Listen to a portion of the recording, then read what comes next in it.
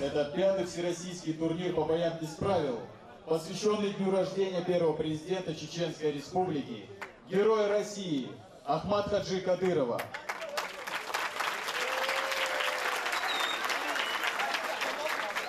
Организатором турнира является бойцовский клуб «Быстрый». Слово предоставляется главе администрации Шалинского муниципального района, президенту бойцовского клуба «Быстрый» Ибрагимову Турпалали Вахаевичу.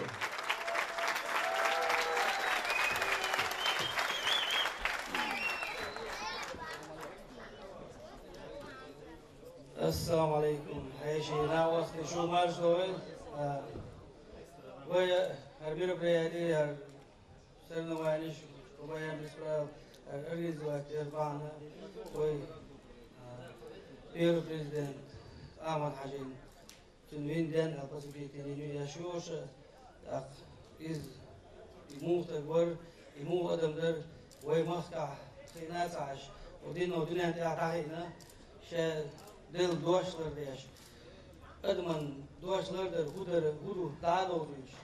Adman şey mahkah muhilüyez iyi daha amaş. Adman o kurşiye ve dünyada mülku adman mülku şu asıl olmana شيء أساسا ميرجم ذات شيء سوى يدور عادة العوام ده لازم تقول دولتن وإذا لعب يبكي ويل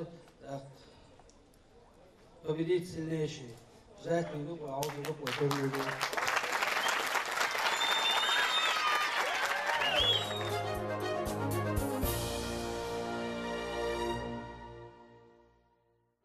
Итак, дорогие друзья, пятый всероссийский турнир по боям без правил, посвященный дню рождения первого президента Чеченской Республики, Героя России Ахмат Хаджи Кадырова, объявляется открытым. Восьмиугольник приглашает... Здравствуйте, друзья! Чеченская государственная телерадиокомпания «Грозный» сегодня вам представляет вот этот замечательный турнир в городе Шали. Вот, пожалуйста, первая пара участников этого турнира уже в октагоне. Ну а кто будет сегодня комментировать? Геннадий Сулейменко. И помогать мне, ну а точнее, в общем-то, разъяснять, что творится вот здесь в октагоне, будет действительно человек весьма профессиональный в бойцовских видах спорта, точнее в одном из них, в кикбоксинге, Умар Пасхаев. Я только некоторые титулы его перечислю. Двукратный чемпион мира, двукратный чемпион Европы и еще четырехкратный чемпион России. Умар, все правильно? Все правильно. Здравствуйте. Восьмиугольник приглашается. Умар, ну вот смотри, тут совсем молодые ребята будут принимать участие. Мы чуть попозже увидим, да, вот совсем молодых 9-летних там пацанов.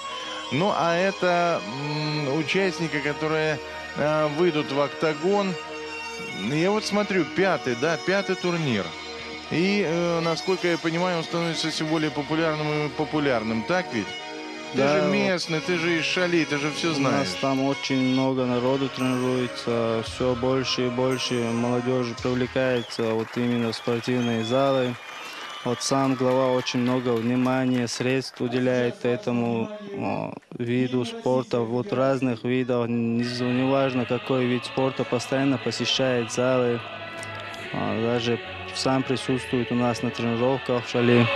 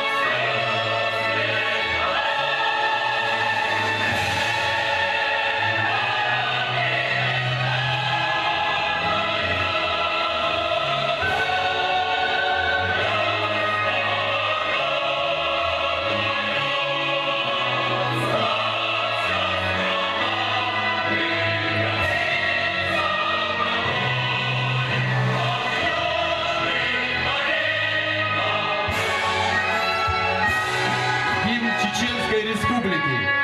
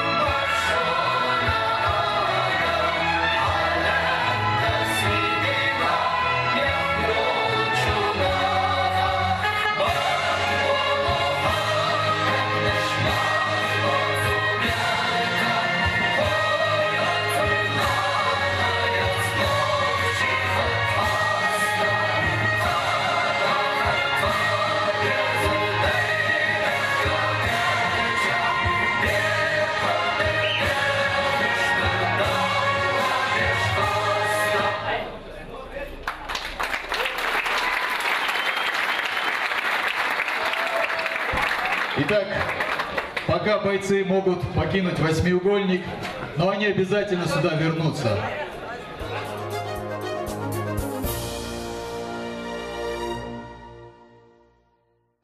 И сейчас, через небольшое мгновение, друзья, объявляем первую пару. Весовая категория 22 килограмма. Восьмиугольник. Ну вот вы, наверное, слышали, да? Весовая категория 22 килограмма. Вот это вот те самые молодые ребята, которые сейчас выйдут в октагон. А это Дени Дельмуханов, да, и Зелимхан Ибрагимов, кстати, сын главы администрации. Да, Зелимхан Ибрагимов, сын главы администрации.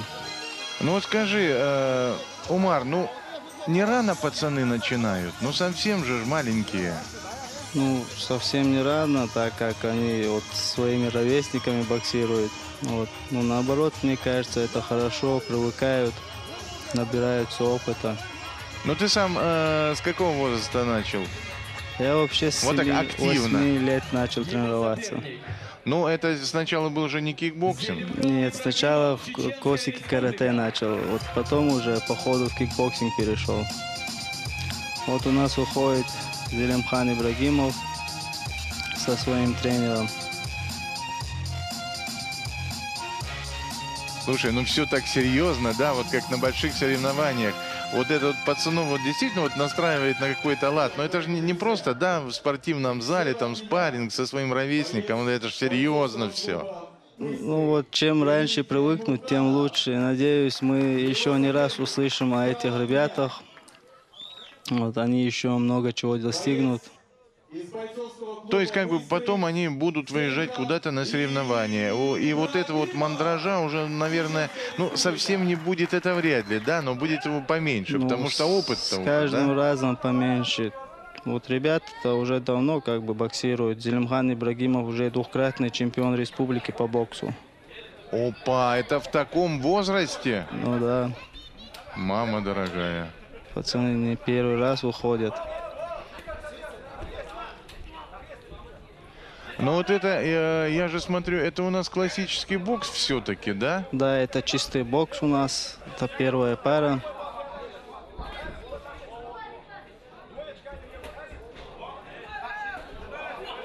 Ну что, пацаны уже успели, вот как на твой взгляд, они уже успели чему-то научиться?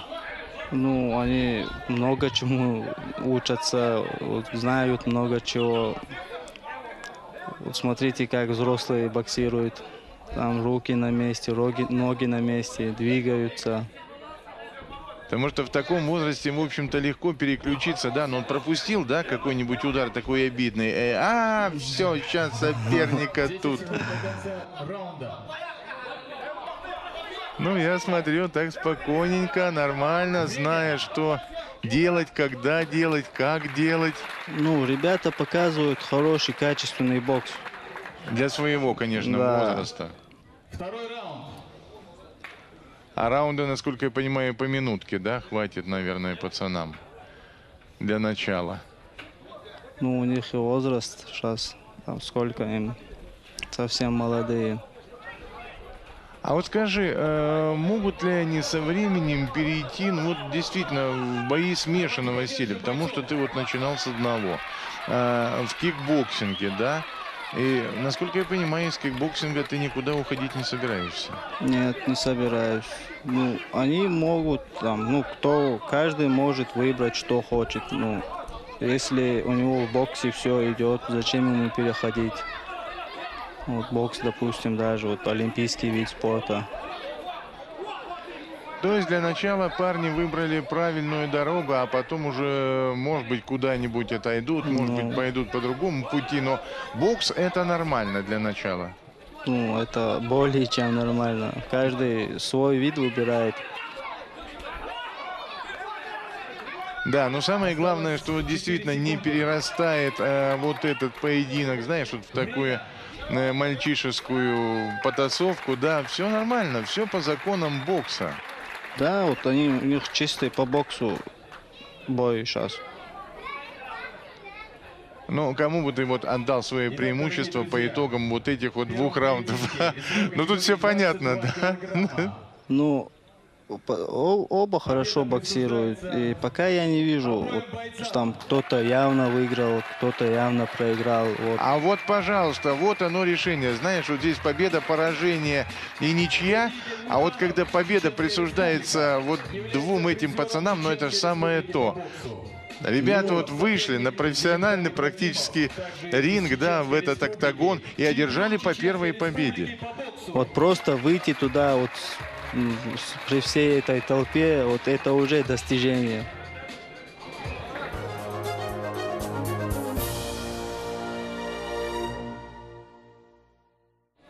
Объявляется вторая пара. Весовая категория. 26 килограммов. Ну вот тут я не знаю, тут парни уже до 26 килограммов, по 9 лет, причем 2 парня Абусаяв Джабраилов представляет Чеченскую Республику. И вот послушайте вот только, дорогие друзья, вот сколько титулов у 9-летнего пацана. Чемпион Южного федерального округа по ММА, победитель Кубка мира по боевому самбо. И вот, да, это вот Абусаяв, да? А сейчас выходит Сергей Матушевский, он представляет Ставропольский край, и он из Кисловодска. Победитель Ставропольского края по кикбоксингу. По кикбоксингу. Ну, то есть твой любимый вид спорта. Да. Вот, я сейчас вам скажу про Абусаяв Джабраилова. Тут Чеченская Республика, чемпион ЮФО по ММА, победитель Кубка мира по боевому самбо. Вот. Тут не все записано. Как бы Даже это не все. Это не все его титулы. И вот как бой начнется, вы увидите сам, вы все поймете. Абусаяв Джабраилов – это сын директора клуба «Быстрый» Ислама Джабраилова. Слушай, ну как вот не быть в Шали, да, вот такому клубу, когда, так сказать, и глава, да, и директор бойцовского клуба, они не просто вот занимают эти должности, они своих сыновей вот воспитывают бойцами. Так они же сами, вот сейчас они вот эти должности занимают, а сами же тоже из спорта пришли. Вот так вот. Представитель Ставропольского края. Слушай, вот действительно это спорт, который передается там в Шали буквально из поколения в поколение. Не, а что не так, извини меня. Вот тебе 26 лет, да? У тебя 2 брата. Хамид и Бувайсар. Ну, да. Пожалуйста, 3 кикбоксера, у которых, я не знаю, вот если мы начали бы перечислять титулы всех 3 братьев Пасхаевых, ну, времени бы не хватило, я не знаю, там полпрограммы бы прошло. Мира по боевому самбо. Абусаяв Джабраилов, Чеченская Республика. По позвоночнику не бьем. Партере, ногами, коленами не бьем. Слушаем мою команду, уважаем друг друга. Слушай, а вот я слушаю, что говорит, да, рефери. Это уже у нас по правилам ММА. Да, это уже бои без правил, по правилам ММА. Вот. Только перчатки у них... Боксерские, да? Нет, рукопашные. Ага. Вот. И то вот наши гости настояли, чтобы именно в этих перчатках боксировали. Так, ну что, давай смотреть, кто здесь будет попрофессиональнее, потому что здесь уже и элементы борьбы у нас будут, и в партер будут там переходить пацаны. Вот только, насколько я понимаю, в этом возрасте насчет партера там как-то не очень, да, все время в стойке или нет? Нет, нет, вы сейчас увидите. Я как раз и секундировал этот бой. Ага. Вот. Опа! Тут уже совсем не детские броски. Вот это да. Но я смотрю, так сказать, гость-то из Кисловодска у нас в основном отмахивается, что называется, потому что Абусаяф, ну, у себя дома, да, при такой поддержке зрителей, конечно, проиграть он не мог в принципе. Сам это понимал, сразу же атакует. И все. Опа! Ну вот. Вот о чем я и говорил. Умар, это вообще... То есть вот за такой короткий период времени 9-летние пацаны показали бой в стойке, бросок со стороны Абусаяфа Джабраилова и болевой прием в конце концов. Ну, Абусаяф у нас вообще, в принципе, мастер болевых приемов. Он в таком возрасте может сразу висячку сделать. Там он процентов 90 боев выигрывает там болевыми, удушающими. Ну, правда, вот такие зрители могут сказать, ну что там болевой, да, что такое удушающий. Вот если бы конкретно бы был нокаут. Ну, дорогие друзья, ну сами же поймите, ну по 9 лет пацанам, какой тут нокаут? Нет, дело еще в том, что пацан понимает, да, что есть еще, кроме того, что можно кулаками махать, еще вот... Награждение производит начальник РОВД Шалинского района.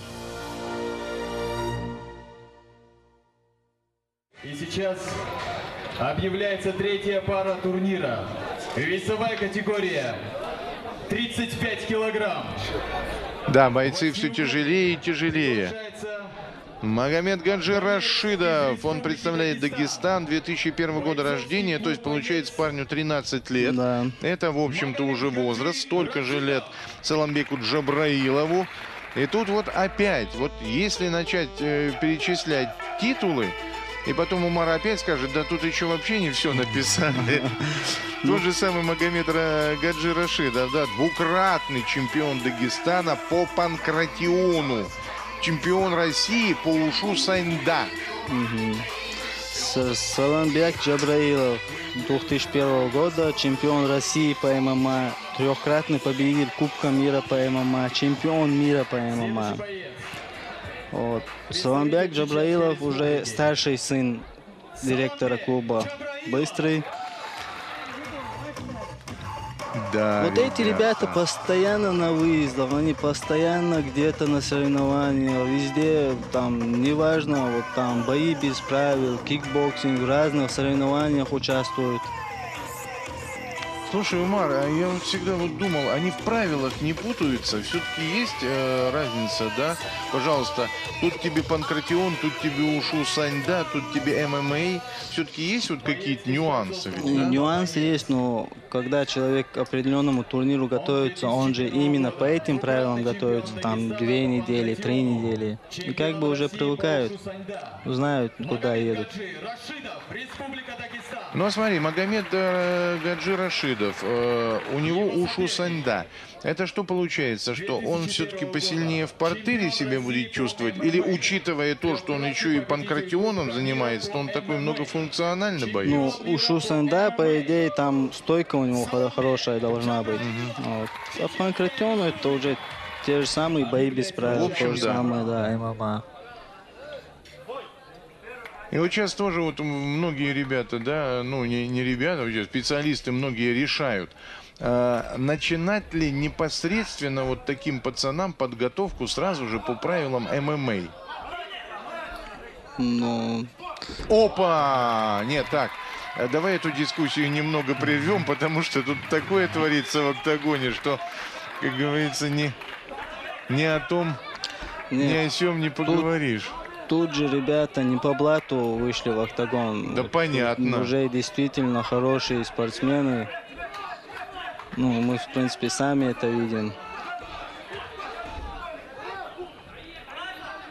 Нет, просто они себя действительно разумно ведут в октагоне. Они понимают, что они делают. Что и для чего. И вот вы видели вот такие вообще пируэты, такие броски. Вот сейчас Саламбек уже заходит на болевой на руку. Но соперник-то отбивается. Ну, соперник тоже опытный. Я еще помню, здесь был Игорь Свирид, да? Когда бойцовский клуб «Беркут» проводил турнир. Так вот, соперник ему проводил.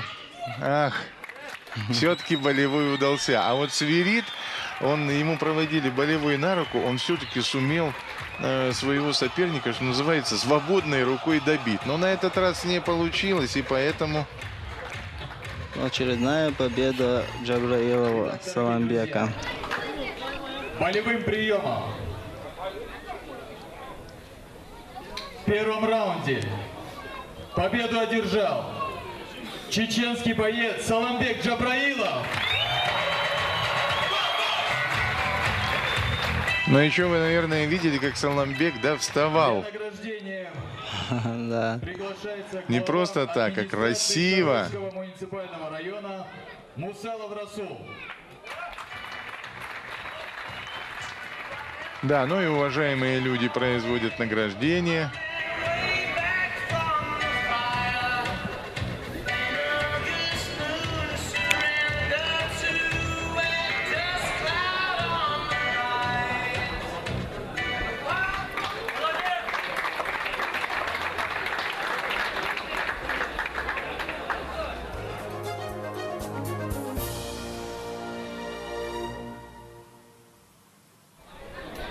Следующая пара.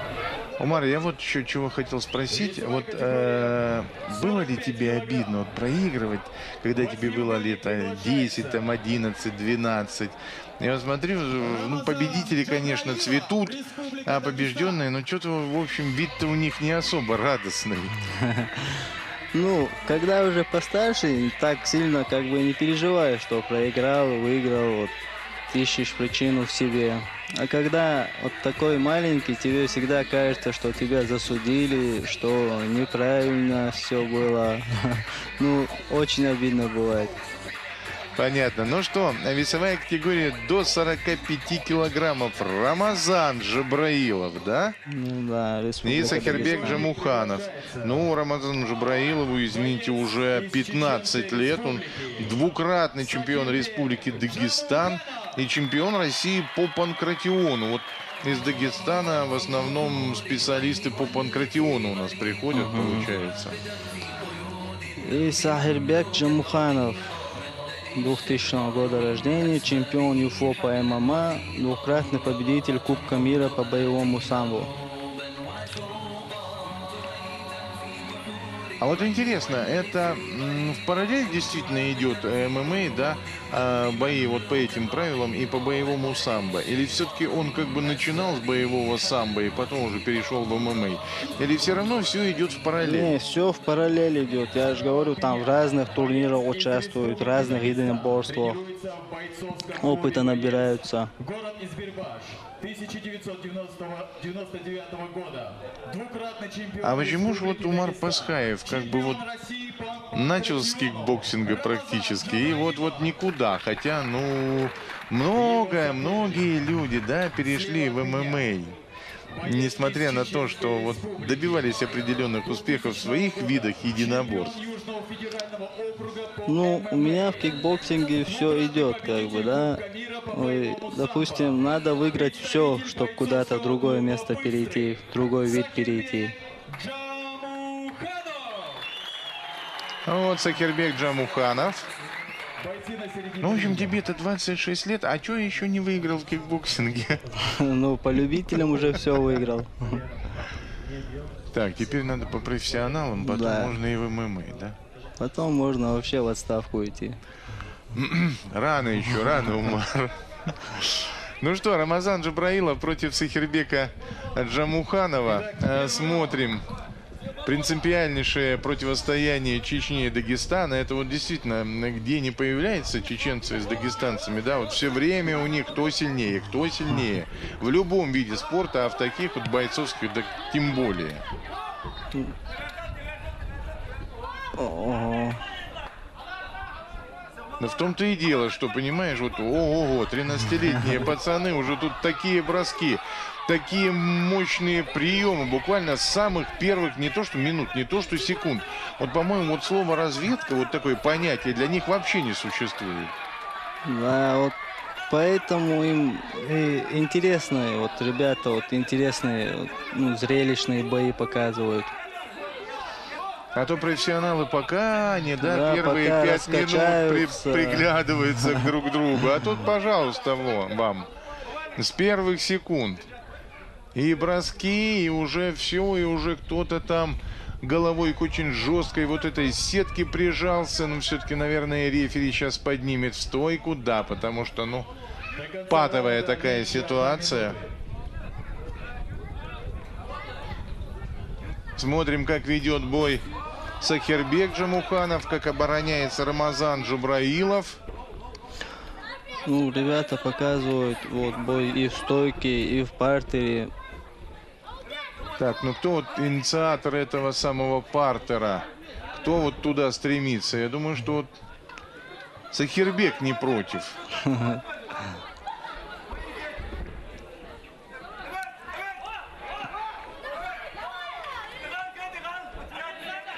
А вот удастся все-таки там удушающий провести или захват такой? Ну, захват не хороший. очень. Он, Хороший? Да, хороший взял. Ну, посмотрим. О, Сахирбек вышел оттуда.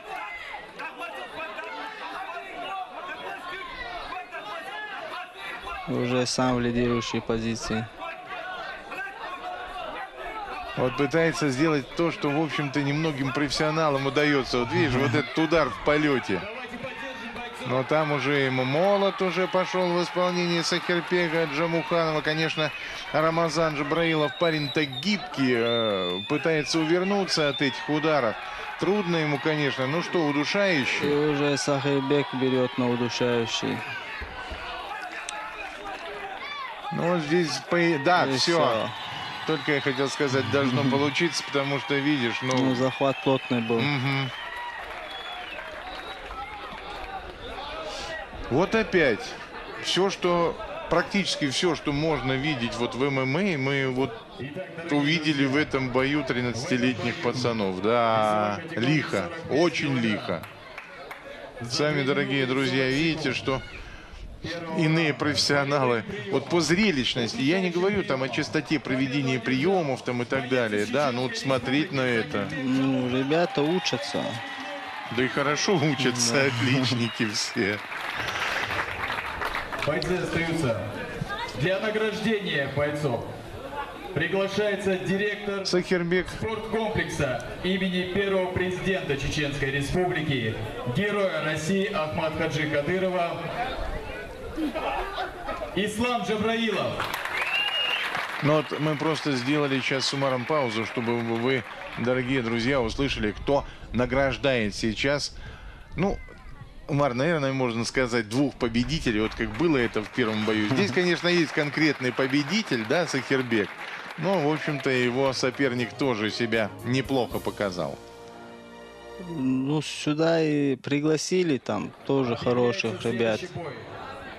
Опытных, уже с достижениями, как вы видите. Ну, как говорят тренеры, да, мешки не завозили. Да. Сергей Борисов из Кисловодска. Он победитель Южного федерального округа по рукопашному бою. Его соперник Ибрагим Дакаев. Ему 14 лет, он на год младше своего соперника. Он чемпион Чеченской Республики по грэпплингу и чемпион Южного федерального округа по ММА. Ну вот, учитывая, что один из парней силен в грэпплинге, а именно Ибрагим Дакаев, ну, судя по всему, больше у нас здесь будет вот партера, да. Или все-таки... Будем ждать болевых, удушающих от Ибрагима.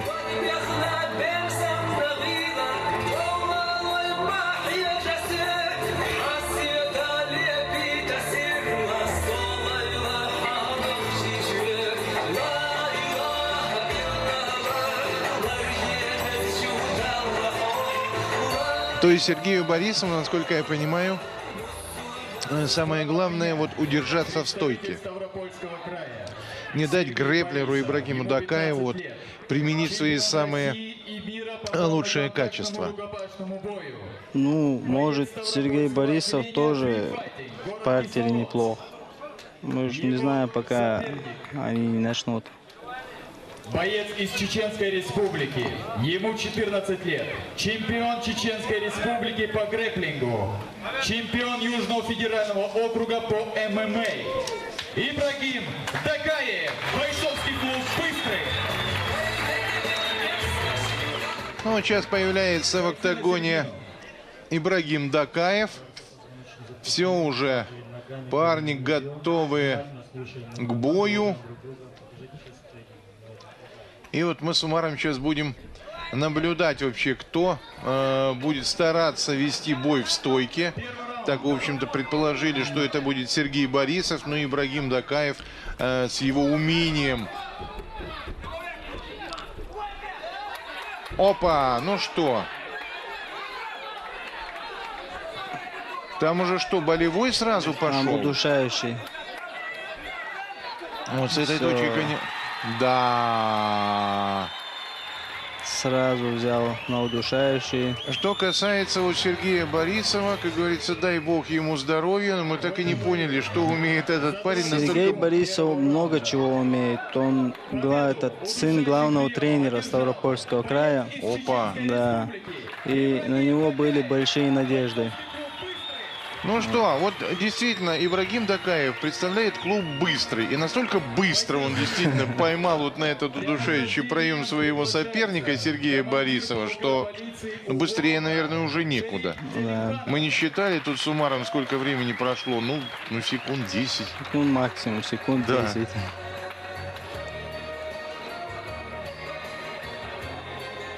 У нас награждение проводит командир полка УО Шариф Пелемханов.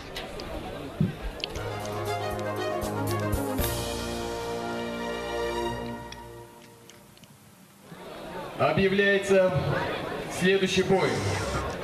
Весовая категория 65 килограмм. Ну, весовую категорию вы уже слышали. Снова Ставропольский край против Чеченской Республики. Вы сейчас увидите Алексея Пустозерова.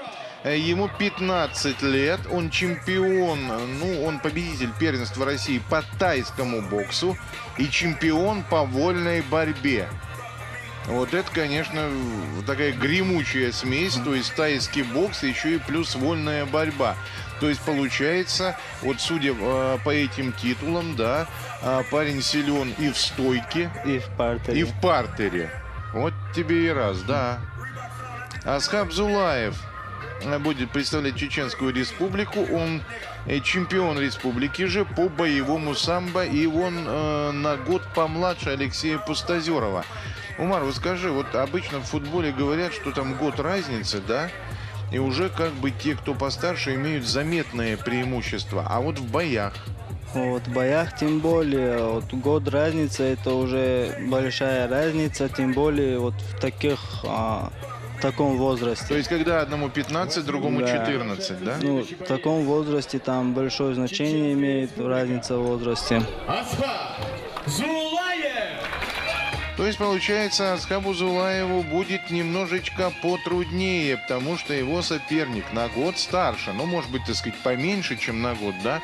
Но, тем не менее, постарше. Может быть, поопытнее. Может быть, уже вот физическое развитие находится на немного другом, да? На Ну, другой щас стадии. увидим. Асхаб Зулаев у нас по кличке Монсон. Оп. По прозвищу Монсон.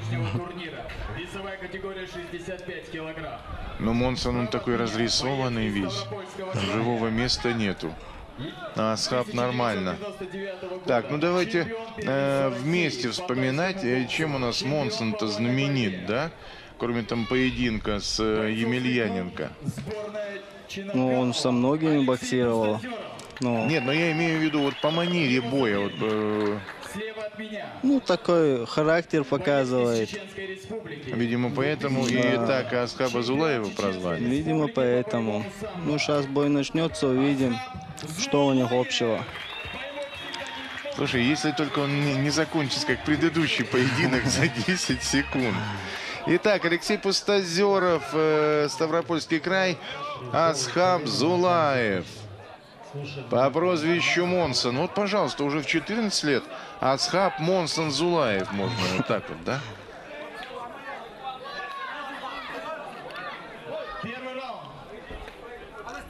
Так, я вот смотрю, по-моему, Пустозеров и повыше чуть-чуть, да? Да, и повыше, руки длиннее. Напомню, что Пустозеров у нас и тайский боксер, и вольный борец.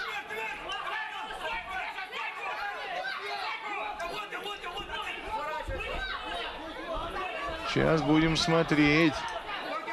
Но я смотрю, все-таки Зулаев чуть побыстрее. Ну, мы пока стойку наблюдаем. Асхаб переводит в партер. Ну, не слишком хорошее, да, положение сейчас у Асхаба Зулаева.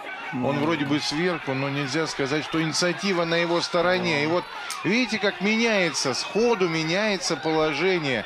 Все уже, все, добил. Рефери остановил бой. Не рано? Нормально? У них уже возраст, смотрите, там 14 лет, 15 лет. Лучше не травмироваться. У них все еще впереди. Нет, если ты говоришь, что впереди травмы, лучше без травм. У тебя вообще были травмы такие? Ну, травм было много. Вот, допустим, с каждого соревнования там обязательно с какими-то травмами возвращаешься. Ужас, ужас. Привык уже, что что-то все время... Ну, когда уже травм нету, уже и неинтересно бывает. Как будто чего-то не хватает. В этой жизни, да. Ну что, Асхаб Зулаев, несмотря на то, что был помоложе, все-таки переиграл Алексея Пустозерова из Ставропольского края.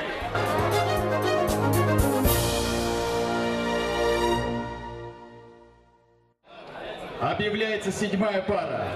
Весовая категория... Ну что, 7-я пара. Весовая категория до 66 килограммов. Боец из Ставропольского края Александр Заиченко. Вот Александр Заиченко, 96-го года, то есть, соответственно, извините, парню уже 18 лет. Он чемпион Ставропольского края по рукопашному бою. Ну, то есть, в общем, если где-то и сильнее других, то только в пределах Ставропольского края. Не маловато ли? Потому что вот Анзор Абдулхаджаев, который выйдет сейчас в октагон, он уже, что называется, на подходе, он опять на год моложе, чем Александр Заиченко, но он чемпион России по ММА. И вот, судя, да, трехкратный победитель Кубка мира по боевому самбо. Умар, можно вот тебе вот такой немножко провокационный вопрос? Вот это вот серьезные титулы? Это серьезно. Потому что, вот, понимаешь, вот некоторые думают, ну как вот у пацана, которому там 14-15 лет, вот такой уже список титулов. Вот пацан, которому 14-15 лет, он же с такими же своего возраста боксирует. И турниры постоянно проводятся. Вот. Ну ты говорил, что они все время в разъездах. Да. Вот постоянно разъезжают. И вот некоторым, ну, которые не понимают, там, может подумать, что там, да, там, с чемпионом мира они боксируют. Нет, они с такими же, как они, там, 16-17 лет. Не, ну это понятно, да. Вот. Но все-таки они участвуют вот в серьезных соревнованиях, Да, и, да, и постоянно, выигрывают да, вот эти и соревнования. выигрывают, разъезжают постоянно. Вот. Глава администрации не жалеет ни средств, ни времени для них. Вот так, друзья. Так что вот если парень вам скажет какой-нибудь, я там вот трехкратный победитель Кубка мира по боевому самбо, вы знаете, это так и есть на самом деле. Он поехал на 3 турнира, где вот его сверстники из разных стран.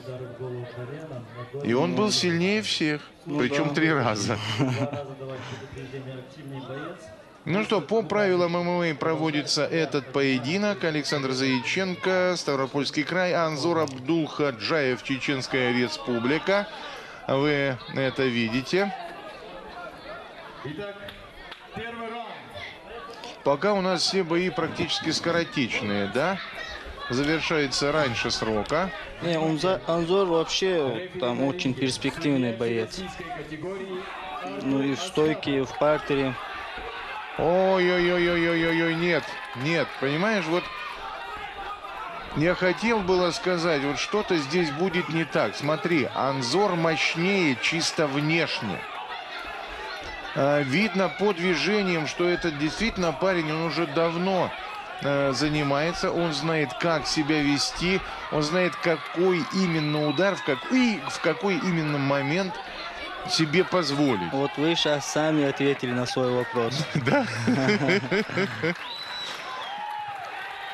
Ну, видно было, ну, правда, вот вы вышли два пацана, но видно, что вот Анзор Абдулхаджаев Вот тут сразу видно, без что вопросов. один чемпион Ставропольского края по рукопашному бою, а второй чемпион России по ММА и трехкратный победитель Кубка мира. Вот сразу видно. Да. Бойцовский клуб «Быстрый». Да, супер. Награждение. Приглашаю. Вот правильно ты сказал, скорее всего, действительно у Анзора Абдулхаджаева очень неплохое бойцовское будущее. Я просто посмотрел, он как бы и смотрится так, потому что вот во всех этих... О, Руслан Руслан Бачаев. Бачаев. От такого человека приятно получить награду. Поаплодируем Анзору Абдулхаджаеву. Бойцовский клуб «Быстрый».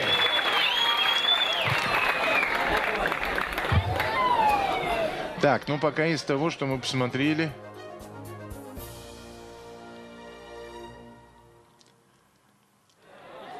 Вот лично, на мой взгляд, конечно, Анзор Абдулхаджаев был получше, позрелищнее, поинтереснее. Ну, Да. Из Республики Дагестан.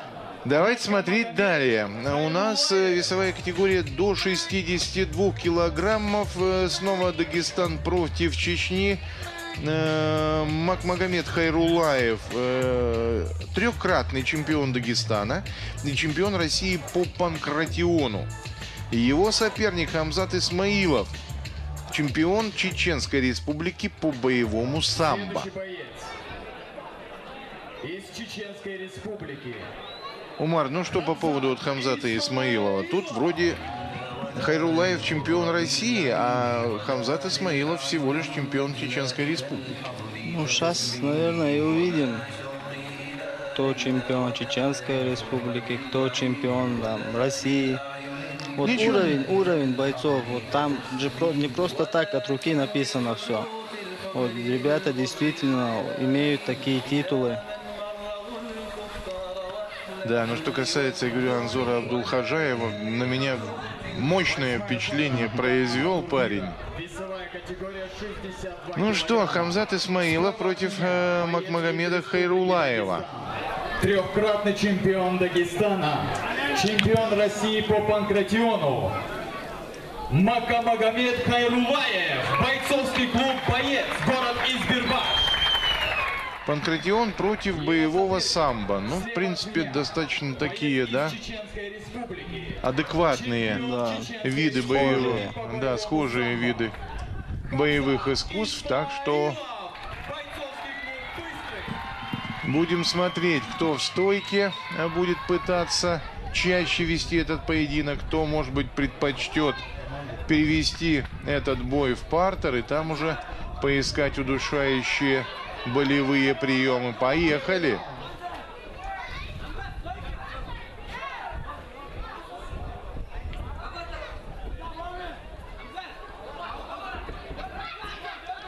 Ну, сейчас Хамзат выцеливает. Ну смотри, вот, пожалуйста, уже парни повзрослее. И вот уже немножечко у нас разведка. Правда, недолгая, но тем не менее. Уже больше думают. Хамза действительно так присматривался. Ага, где же там слабое звено-то у Макмагомеда Хайрулаева?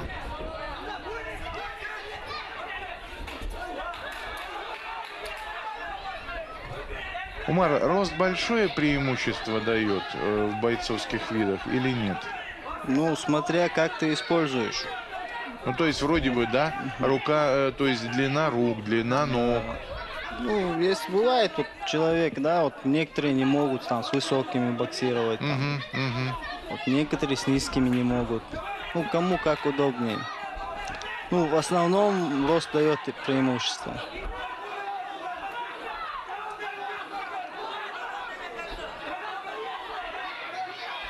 Ну, вот упорный-то у нас бой Хайрулаева и Хамзата Исмаилова. Да, сейчас Хамзату нелегко приходится. Потому что очень удобная позиция, да, у Макомагомеда Хайрулаева. Как-то немножко упустил инициативу Хамзат.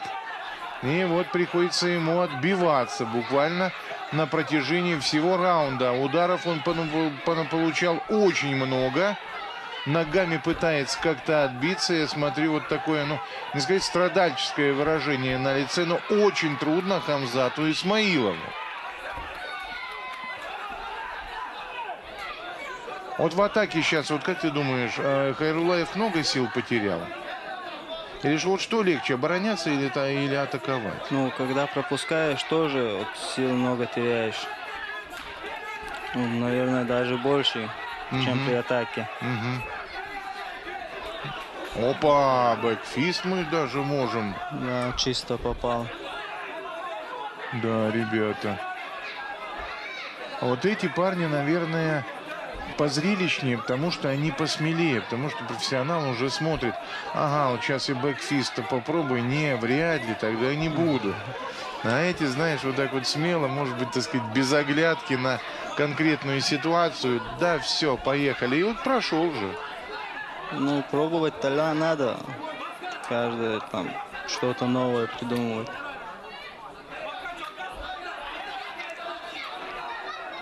А здесь по 5 минут уже, да?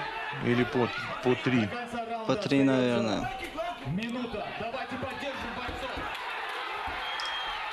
бойцов. Опа! Отпустил Хамзат. Сильно. Ну хорошо, что называется, вцепился в соперника, не дал по большому счету Хайрулаеву сделать добивание, тайм-аут. Там, по-моему, уже и рассечение такое достаточно серьезное у Хамзата Исмаилова.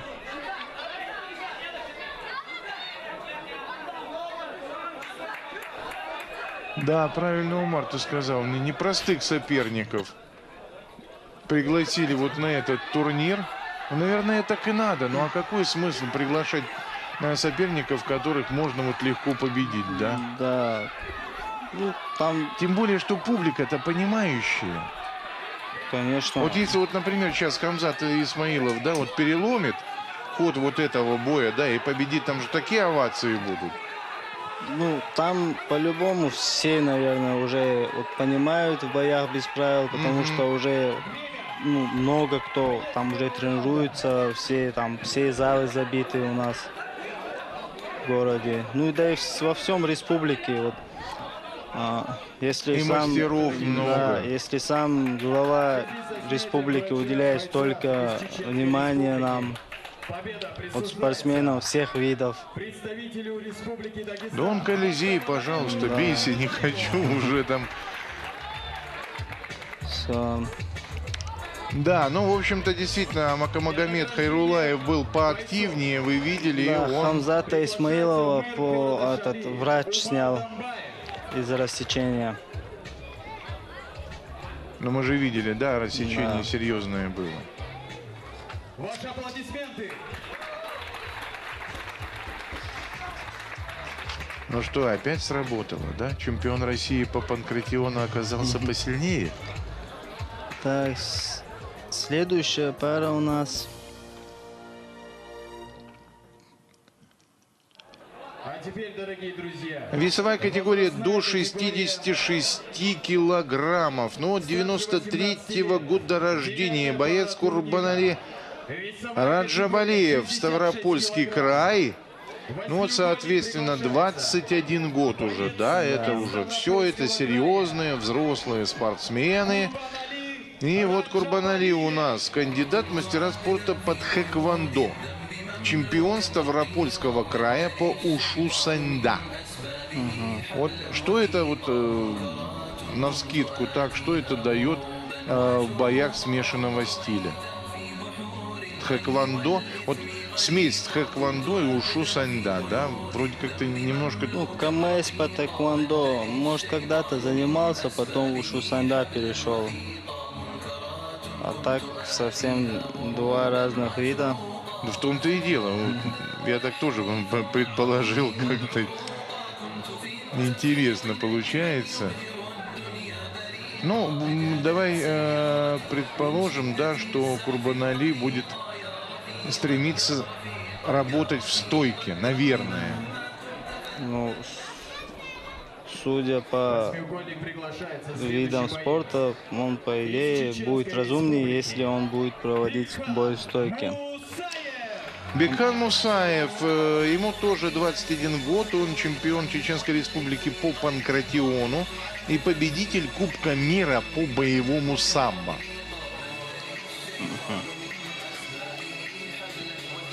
Вот интересно, вот мой знакомый чемпион, точнее уже экс-чемпион, Александр Шлеменко, он говорит, что он очень хотел быть заслуженным мастером спорта, а вот это звание присваивается в боевом самбо. Там нужно быть, по-моему, трижды чемпионом мира. Нет, дважды. Дважды, да? Да. Ну, я помню, что не один раз. Вот. И получается, что это такой серьезный вид спорта. Слева от меня боец из Чеченской Республики. А вот в кикбоксинге как ты получил звание заслуженного мастера спорта? Вот, как второй мир выиграл, вот мне и присвоили в прошлом году. И вот в боевом самбо тоже 2 раза Да, можно выиграть. Да, вот. Или 2 Европы и 1 мир, или даже 2 мира. Слушай, трудно вам? Ну, поэтому заслуженных мастеров и немного у нас.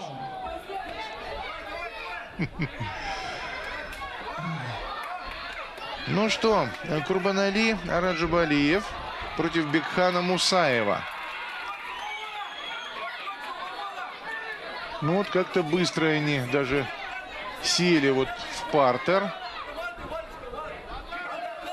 Не скажу, что вот взаимный какой-то захват, он кому-то дает особое преимущество. Хотя я услышу команду секундантов: держи, держи, держи. Вот интересно, это кому? Курбанали? Да, это Курбанали, а Бекхану сейчас подсказывают: руку вытащи. Слушай, тут всегда вот интересно, да, особенно если ты возле октагона. Слушай, что подсказывают секунданты? У тебя же тоже есть кому подсказывать? Ну, я вообще из всей толпы всегда слышу голос тренера. Ага, слышишь все-таки? Да, слышу. Вот другие голоса не слышу, именно его голос слышу. Вот у каждого по-разному. Кто-то вообще ничего не слышит и уже как бы работает сам на основе того, что в него тренер вложил на тренировках.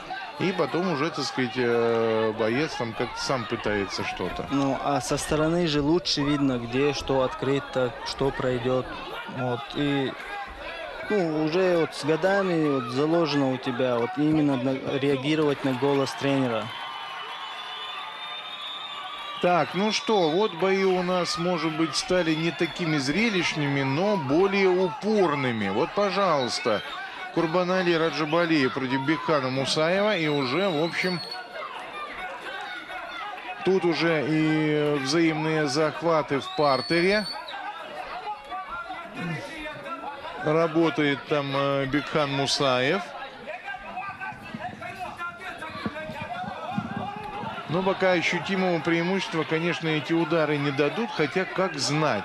Ну, уже сел он на живот. И тут добивание.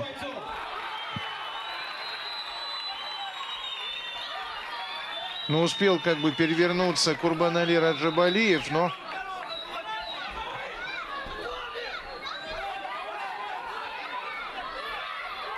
Тут же говорят, вот все в ММА, да, вроде бы все называют борьба без правил, но там есть конкретные правила. Ну, правила есть. И вот здесь, вот в этом положении, кстати, очень опасное положение, Да, можно было вот ударить по затылку. Да, затылок бить нельзя. Но я так думаю, что обошелся Бекхан Мусаев без ударов по затылку. И, в общем, этим он и добился победы. Судья же тоже контролировал, куда он бьет. Мне вот приятно, наверное, держать победу, да, вот у себя дома, когда ты прекрасно понимаешь, все болеют за тебя, и все будут вообще дико радоваться, что ты выиграл. Ну, вот это еще больше напряжения дает. Да? Вот когда, да, дома выступаешь, там, переживаешь. Ну, я смотрю на Бекхана Мусаева, что-то не очень он переживает, веселый, улыбчивый, радостный. Ну, сейчас уже, да, он уже выиграл.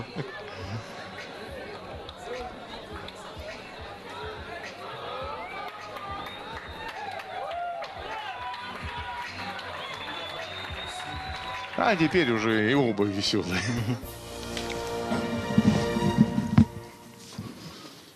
Итак, дорогие друзья, турнир продолжается. Следующая пара. Весовая категория 65 килограмм. Восьмиугольник приглашается. Боец из Республики Дагестан Шамиль Саидов. Ну вот чуть помоложе предыдущих бойцов, те, кто будут участвовать в следующем поединке. 19 лет Шамилю Саидову, он представляет Дагестан, и он чемпион этой республики по панкратиону. Его ровесник Саид Магомед Абзатов, он представляет соответственно Чеченскую республику и бойцовский клуб «Быстрый».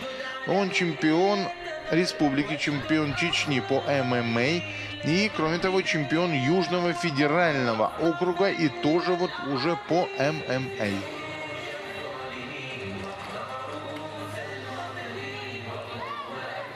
Шамиль Саидов на ваших экранах. Ну и вот Саид Магомед Абзатов тоже готов выйти в этот октагон. Следующий боец представляет Чеченскую республику. Мне один арбитр все время говорил: никогда не говори восьмиугольник, октагон, только октагон. Говорит, и не дай бог скажешь ринг. Говорит, ринг это совсем другое, это вот четырехугольная штучка. Ну, октагон у нас все больше популярным становится. Вот сами бои без правил набирают популярность в республике. А ну вот скажи, когда много бойцов, там же, наверное, вот труднее выделиться. Ну, зато выделяются самые хорошие. Там же конкуренция идет конкретная. Есть с кем сравнить, есть из кого выбрать.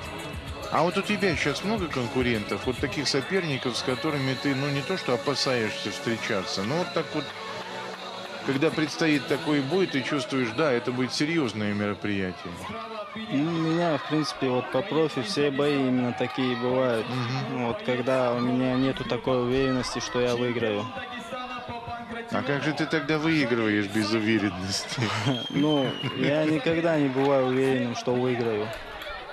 Просто стараюсь сделать все, чтобы выиграть. Получается же. Ну, пока получается. Ой, пока. 26 лет он уже пока. Марь, тебе еще выигрывать и выигрывать.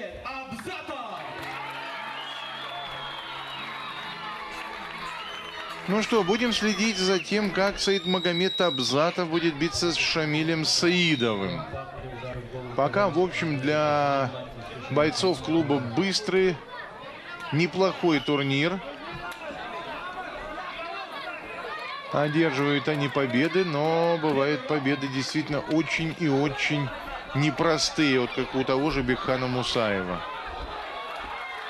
Тут тоже, мне кажется, равные соперники. Ну вот смотри, такой же быстрый Шамиль Саидов, да? Вот. И в стойке у него с переменным успехом. Да, ну тайм-аут. Да. Не знаю, сильно, не сильно, то попал все-таки своему сопернику Саидмагомед Абзатов. Разумеется, не специально, разумеется, не со зла. И уже пошел, извинился.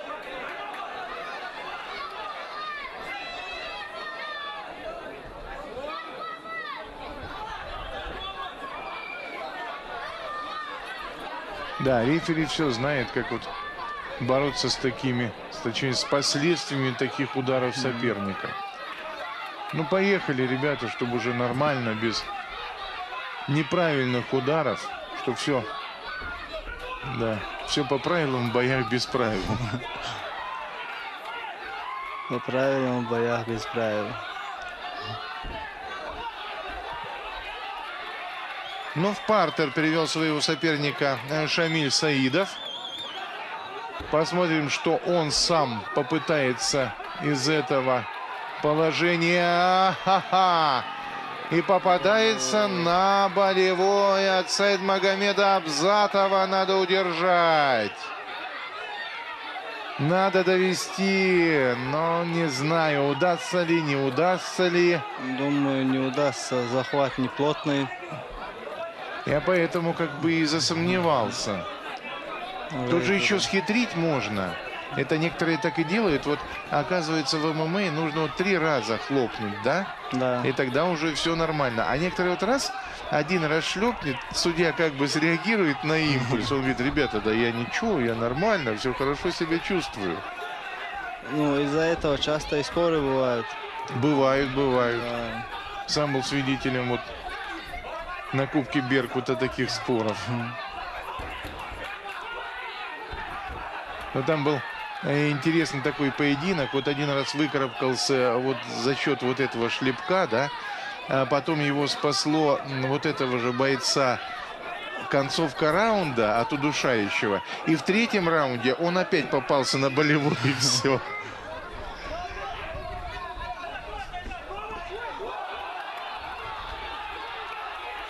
Ну что, у нас уже активнее атакует Саидмагомед Абзатов. Но я смотрю, тоже так быстро вскочил Шамиль Саидов. Да, бой ровный. Ровный, быстрый, но ровный. И вот смотрю, по-моему, Саидмагомед пару ударов пропустил и весомых. Ой-ой-ой-ой-ой-ой-ой. Умар, вот как тебе кажется, ну у Саидмагомеда, по-моему, все-таки надежда на удушающие болевые. Ну, они оба попадают. Вот, допустим, Саидмагомед сейчас попал. Ну сейчас да, сейчас попал. Ну, посмотрим, к чему они придут. Еще один раунд впереди. Хотя мы видели, да, что сначала вот именно Саидов стал вот инициатором того, что они там в партере оказались. Я думаю, тут уже будет зависеть от того, кто выносливый. Ну пока тоже ровненько, в Да, общем. бойцы уже устали.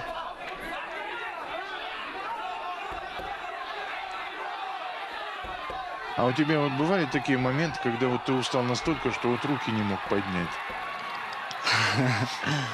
Даже бывало, что сам не мог подняться, не то что руки. Это вот действительно первый признак, да, усталости у любого бойца, когда руки он уже поднять не может. Все.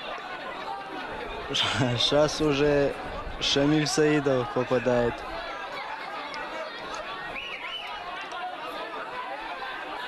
Да, но обменялись вот такими очень неприятными ударами Шамиль Саидов и Саидмагомед Абзатов. Ну ничего, попрыгают нормально, продолжат. Но я смотрю, сил-то, конечно, тоже и у того, у другого осталось, я не знаю. По-моему, маловато. Но надо выявлять все-таки сильнейшего.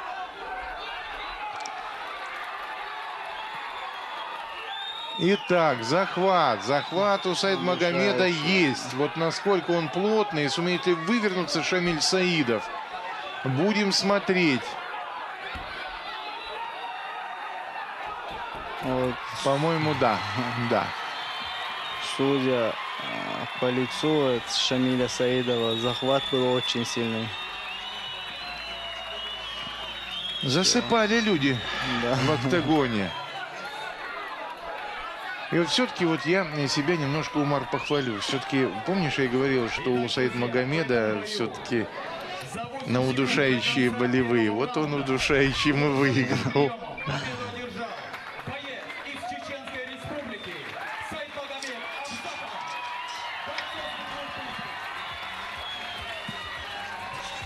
Но стойко, конечно, ударов Саидмагомед напропускал. Приглашается помощник главы Чеченской Республики, абсолютный чемпион Ичкерии по правилам К1 Лечи Курбанов.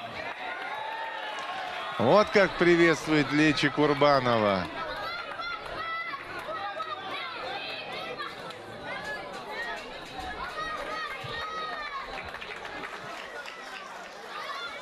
Человек, который в детстве насмотрелся фильмов о карате и после этого тренировал вертушку в огороде.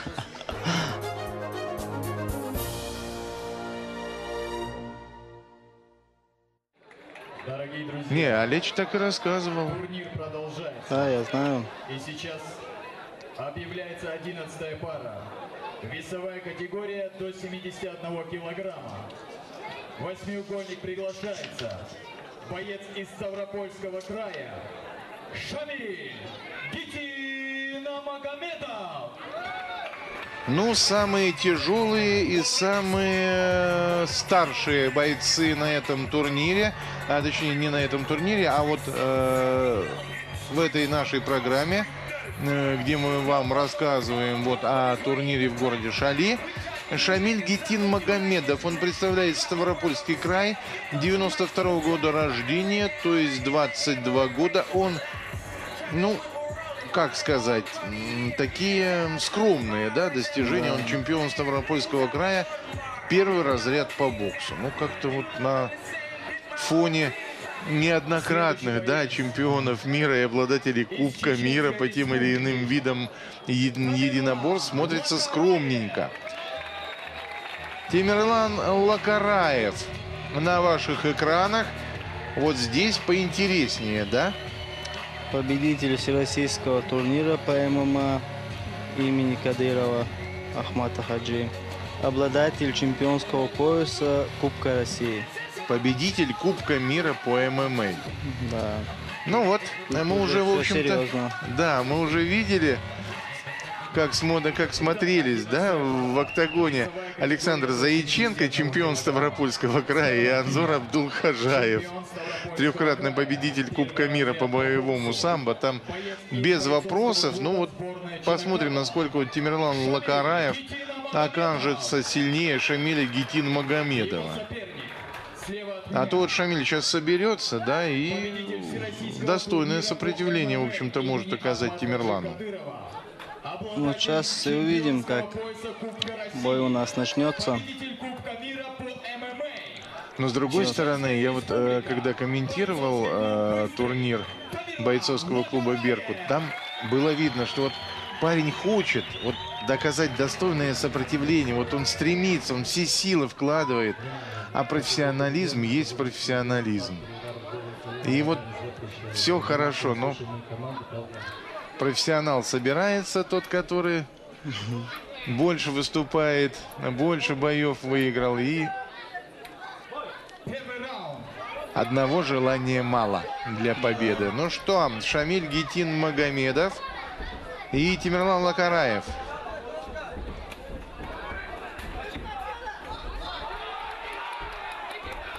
Навстречу пару ударов Шамиль пропустил, хотя, в общем-то, сам. О, ну что, захват, пытается освободиться Шамиль Гитинмагомедов. внимательнейшим образом наблюдает рефери. Вырвался представитель Ставропольского края. Пытается занять выгодную позицию или хотя бы вот так вот удар нанести там левой, да. Но это не удар, волевой конечно. на Да? ногу проводит Лакараев. Тоже освободился. Давайте поддержим бойцов. Ой-ой-ой, все.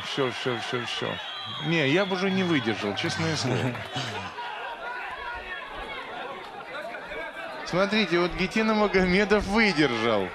И вырвался из третьего уже приема, который применял против него Тимирлан Лакараев. Ну что, вырываться умеет, а вот умеет ли сам атаковать? Вот бывают же такие корявые, вот им вот никакой болевой, удушающий их не берет. У нас Шамиль как раз один из таких. Трудные, да, соперники? Да, вот, ну, корявые такие. Ты знаешь, вот то же самое говорил Лечи Курбан. Он говорит, он вот деревянный, он корявый. Я понимаю, что, в общем-то, ну как его победить? Ну не могу и все. И тут все силы растратишь, другого, так сказать, более опытного, более искушенного соперника можешь победить. А с этим, говорит, возишься и возишься. Ну вот бывают такие вот противники, которые вот именно тебе неудобные. Вот их могут выиграть те, которых ты выигрывал. А Ага. вот ты не можешь у Ага. него выиграть. Да, ну, в общем, мне нелегко придется Тимирлану Лакараеву. Это мы уже увидели, как бы 3 приема. Вроде бы мог бы попасться Шамиль Гетиномагомедов, но не попался. Вот, наверное, тот, который боец, ну, менее опытный, да, он в основном обороняется. Ну, в общем, как... Ну, я еще забегу вперед. Тут Тамирлан руку сломал. Ужас. Вот уже вот палец сломал, да. Вот прям открытый перелом у него. Уже сломал. Да, уже сломал. И вот со сломанным пальцем сейчас. Вот после первого раунда вот, у него уже вот полностью палец сломанный был. А сейчас он уже со сломанным пальцем продолжает бой. Да. Вот если бы, да, если бы не Умар Пасхаев, догадался бы кто-нибудь сейчас, что вот один из бойцов, Тимирлан Лакараев, да, сейчас вот со сломанным пальцем. Так я присутствовал на этом. Да нет, турнире, это да. понятно. Ну, ты смотришь со стороны, ну, другой бы уже все, убежал бы. После первого раунда уже в углу палец у него уже сломанный был. Он сейчас вот инициативу, может быть, как раз поэтому перехватил Шамиль Гетиномагомедов. Вот видите, опять же, Тимирлан вот опять на треугольник взял. Ну, выходит Шамиль. Ну вот да, и треугольник, все нормально, и голову так пытается пригнуть своему сопернику. Но опять вот, как Умар Пасхаев сказал, коряво вот этот парень из Ставропольского края, ну никак не хочет попадаться ни на какой прием, ни на удушающий, ни на болевой. Более того, вот сейчас может... На правой руке же сломан палец, да? Да. Ну, видно, видно. А он и сам думал, Вот что сейчас просто видно. выиграл, да. Потому что, видимо, просто болит, да, и пытается нанести правой рукой удар Лакараев. И видно, что не получается у него полноценный удар-то нанести. Ну, куда уж со сломанным пальцем. Однако продолжается эта битва. Уже другого слова не подберешь. Потому что действительно очень упорный боец Шамиль Гетиномагомедов. И вот как Тимирлан не старается, Лакараев уже и палец сломал от стараний. Все, у нас первый раунд закончился. Да. Вот это бой. Оно, конечно, у пацанов интересно, зрелищно, но тут уже действительно битвы. Просто битвы. Где и сломанные пальцы, и много можно перечислять травм, которые получают. Вот буквально, да, в Колизее у нас был турнир, там Зелимхан Умиев с польским бойцом бился. И было видно, что вот после первого раунда немножко силу Зелимхана как-то видно, что не хватает. Я у него спрашиваю: Зелимхан, а что случилось? Он говорит: да, когда я его бросился добивать, он мне ребро практически сломал. Но То есть Зелимхан Умиев 2 раунда со сломанным ребром. Единственное, что ему помогло, то, что вот Зелимхан умеет бороться в партере, он действительно удерживал своего там соперника. да, он в партере выигрывал. Да. И вот Постоянно так. переводил в партер. А что? Ну вот видите, вот, допустим, вот зритель же не знает, что происходит. Вот кто Ну, может пусть- ну, пусть догадаться, что знают. там ребро сломано. Да я сам думал, ну как вот такой мощный боец, как Умиев, да, во втором-третьем раунде вот был такой, ну, не сказать бессильный, но не такой, как обычно, каким Да. он может быть. А потом вот что выяснилось. Он говорит: я вот так наклоняюсь, могу дышать, выпрямляюсь, уже не могу. Вот правильно, вот как говорит Лома Лизурушев, это ММА, господа. Вот еще раз напомню, да, что вот Тимирлан Лакараев сейчас ведет борьбу со сломанным пальцем на правой руке. Большой? Да, большой палец. Вот большой палец на правой руке у Тимирлана сейчас сломан. Ему после этого оперировали руку. Вот эти железки ставили туда. Опа. Фу. Вот так действительно не расскажешь, не узнаешь и подумаешь, а что же он так вот неактивно-то бой ведет? Ну, Не, вот ну понимаешь, тут вот другой, уже нет, тоже- другой человек бы уже давно с ринга убежал. Вот тут тоже повторяется вот та же история, как вы говорите, у Зелимхана Умиева. Мгм. Вот тоже постоянно партер переводит. А что делать? Ну, бить, если не можешь, там уже ничего не остается. Так что, друзья, многого мы не знаем, хотя и видим. Тут уже, понимаешь, Умар, хочется последить за правой рукой. Ну, по-моему, вообще палец не прижимается. Да. Упорнейшая битва. Не знаешь даже, кому отдать предпочтение. Я бы все-таки вот с левой пропустил сейчас Шамиль Гитиномагомедов. Удар нанес Тимирлан Лакараев. Правая не работает, с левой в стойке. Ну, как говорится, по очкам бы я все-таки Лакараеву победу бы вот в данный момент отдал. Вот Лакараев постоянно сверху находится и в партере, вот сам производит броски. Но я смотрю, что все-таки вот Гитиномагомедов, да, он оборонялся, сил потерял, по-моему, массу. И опять маунт сел. Ну вот видите, какой удар, да, с правой получается. Оскользью практически. В другое время, наверное, все-таки добил бы своего соперника Лакараев. А вот сейчас... Вот, партер.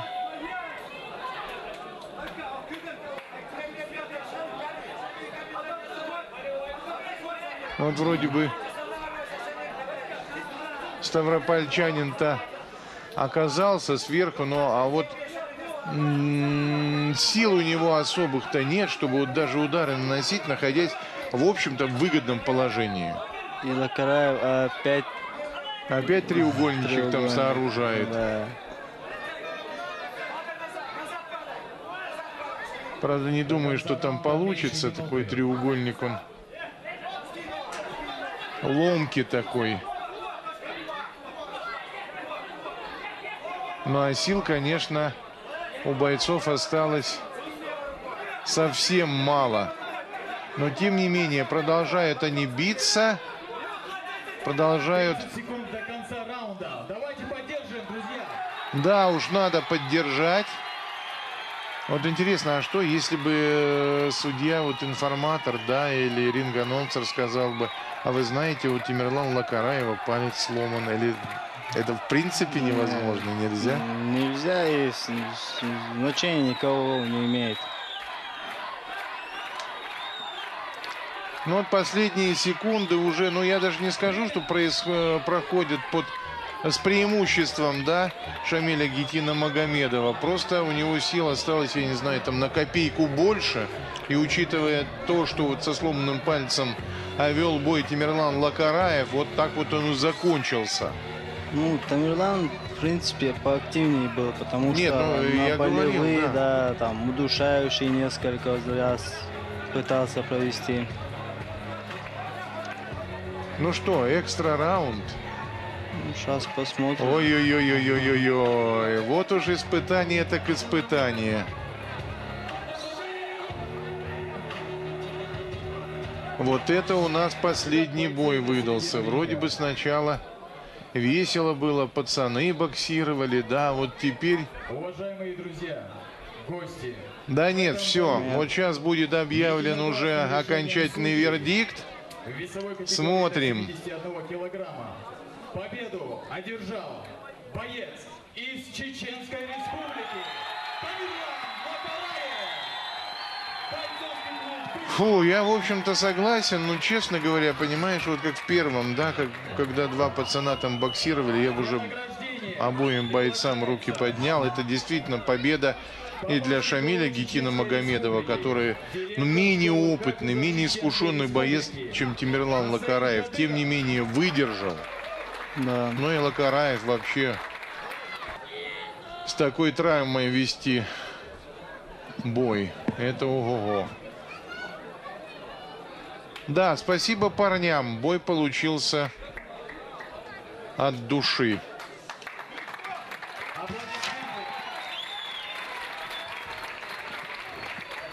И сейчас уже готовится предпоследняя пара. 12-я по счету. Пара. Весовая категория до 62 килограмм. Ну и снова Дагестан против Чечни. Али Магомедов представляет Республику Дагестан. Ему у нас, соответственно, сколько? 15 лет. Двукратный чемпион России по ушу Саньда.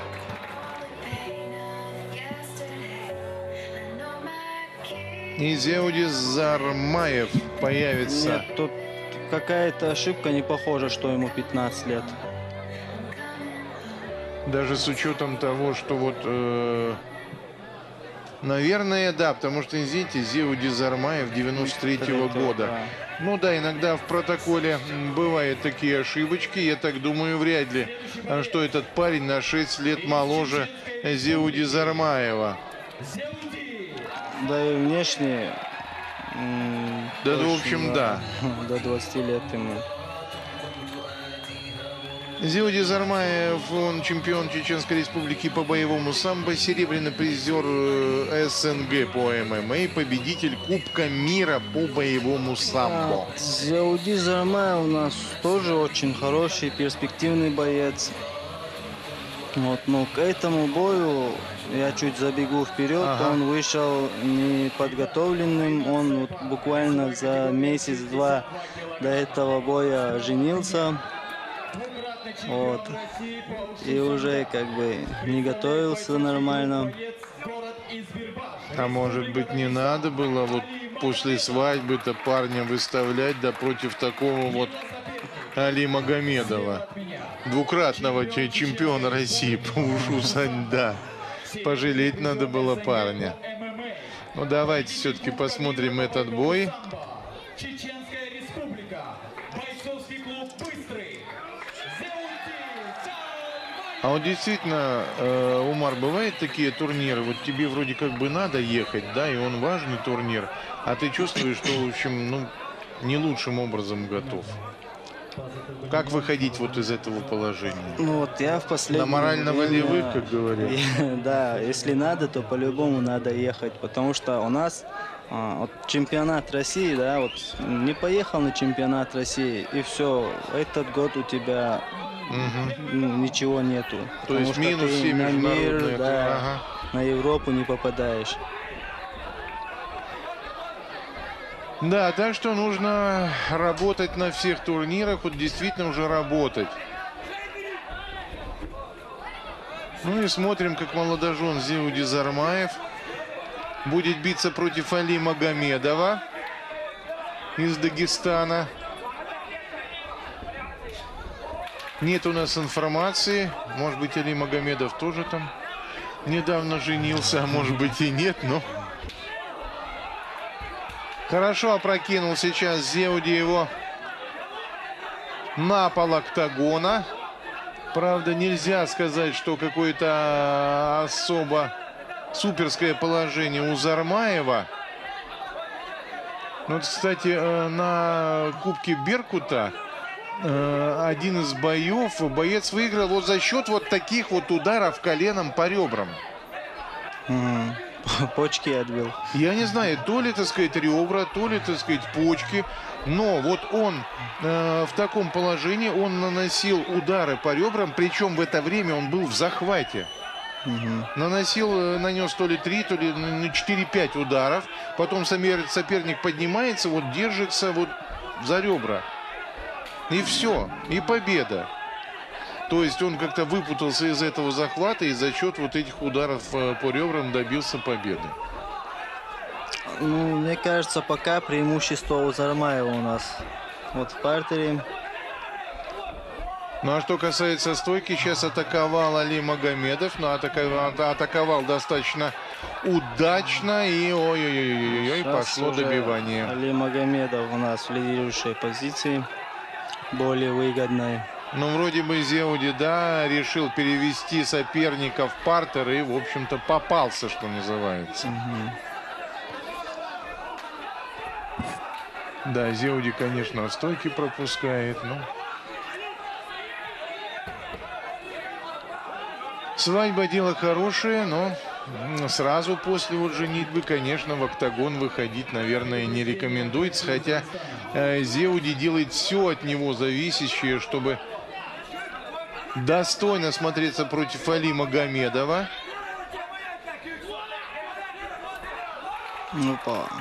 Ой, 2 таких удара пропустил сейчас Зеуди. И пошло добивание. Зеуди. Ну все. Преимущество, конечно, перешло уже к Али Магомедову. Тот диктует свои условия. Ударов понапропускал Зармаев достаточное количество, но держит пока удар боец из Чеченской Республики. Я смотрю, активнее бойцов. Там, кстати, рефери себя ведет. Они в одном положении, а он вокруг. Ну, рефери должен быть внимательным. Вот, все уже. Да. Вот так все закончилось удушающим приемом, к сожалению, для Зеуди Зармаева. Но здоровье в порядке, и это уже хорошо.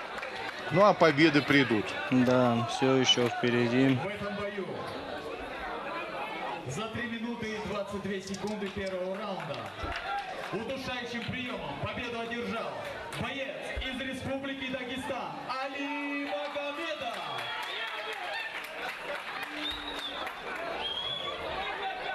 Для награждения приглашается глава администрации... Ну, 2 гостя, да, у нас сегодня одержали победы.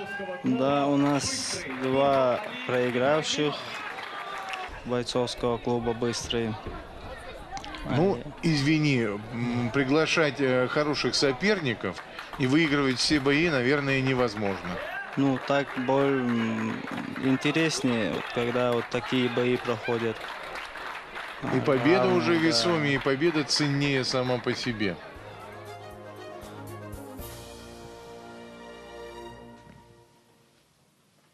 Итак, дорогие друзья, заключительный поединок турнира. Весовая категория 57 килограмм. Восьмиугольник приглашается. Боец из Ставропольского края Эдуард Эскандарян. Ну вот 13-я пара. Весовую категорию вы слышали. До 57 килограммов. 17 лет вот этому парню. Это Эдуард Искандарян. Ну, написано 2-й разряд по боксу. Да, это скромненько. Ну, дальше призер первенства Европы по ММА. То есть, вот насколько я понимаю, Умар парень пошел заниматься боксом, побоксировал и решил Получил вот да. второй разряд И ушел в ММА. Да. И там, вот, судя по всему, у Эдуарда Искандаряна Его пошло поинтереснее. соперник у нас Исмаил Мадаров, 97-го года рождения, чемпион России по рукопашному бою, чемпион России по ММА, победитель Кубка мира по боевому самбо, чемпион мира по ММА. Да. Вот. Ну что, будем загадывать с тобой, сколько секунд или минут будет продлиться этот бой Эдуарда Искандаряна и Исмаила Мадарова, потому что вот уже даже на протяжении вот этой трансляции, да, то, что вы смотрите, мы уже с Умаром поняли, да, что вот более опытный боец, ну, одерживает победу. Он даже внешне смотрится совершенно не так, как менее опытный его соперник. Ну, против этого, что называется, не попрешь.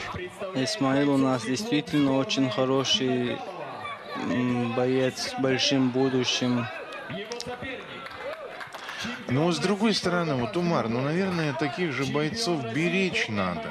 Потому что вот если выставить, да, адекватного по силам, это ж можно действительно и травму получить. Или все-таки лучше быть в тонусе все время? Вообще спорт — это уже риск.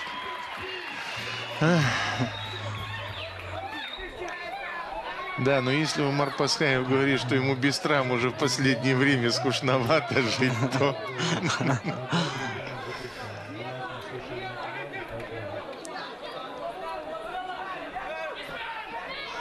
Ну, давайте. Ну, минут продержится Искандарян. Посмотрим. Я просто уже не помню, кто сколько держался. А это хорошо, понимаешь, вот как в первый раз. Ой-ой-ой-ой-ой-ой-ой, какая минута, ребята, какая минута.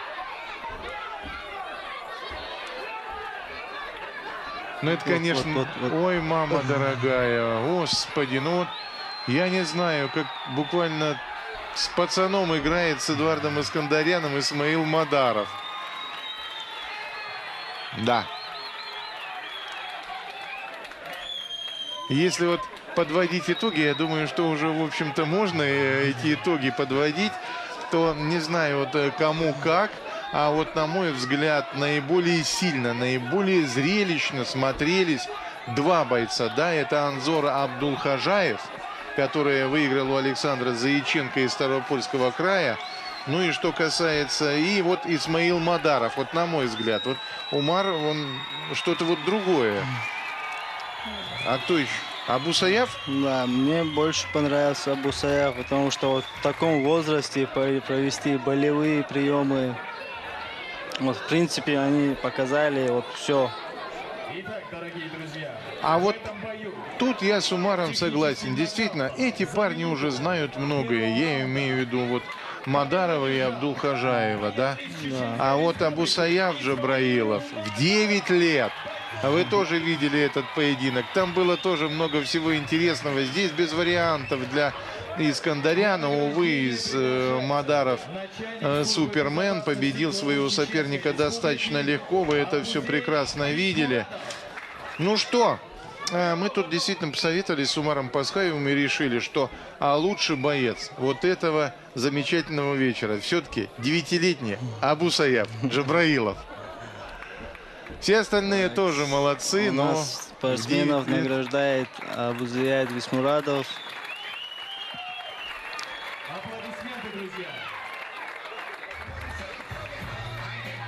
Ну что, дорогие друзья, вот на этом, наверное, нам пора и заканчивать. То есть лучшего бойца мы вот тут вот с Умаром Пасхаевым посоветовали, определились. Наверное, всем нам нужно поблагодарить устроителей, да, вот этого турнира. Турнир действительно супер. Вот он такой кубок.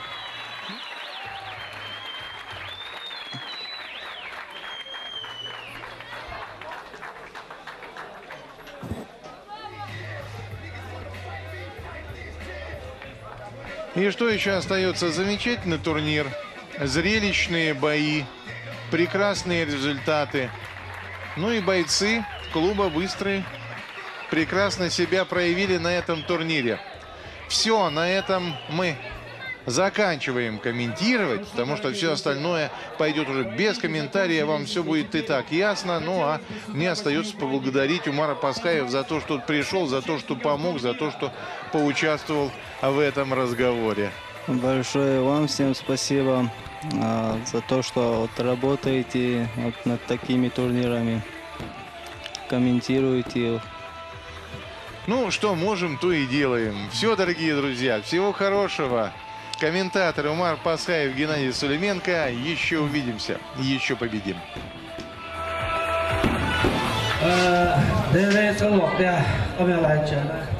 Ислам Пастер, он гости, вам тоже желаю удачи, дальнейших побед. Приезжайте к нам в гости в любое время. Удачи всем. Аллаху Акбар.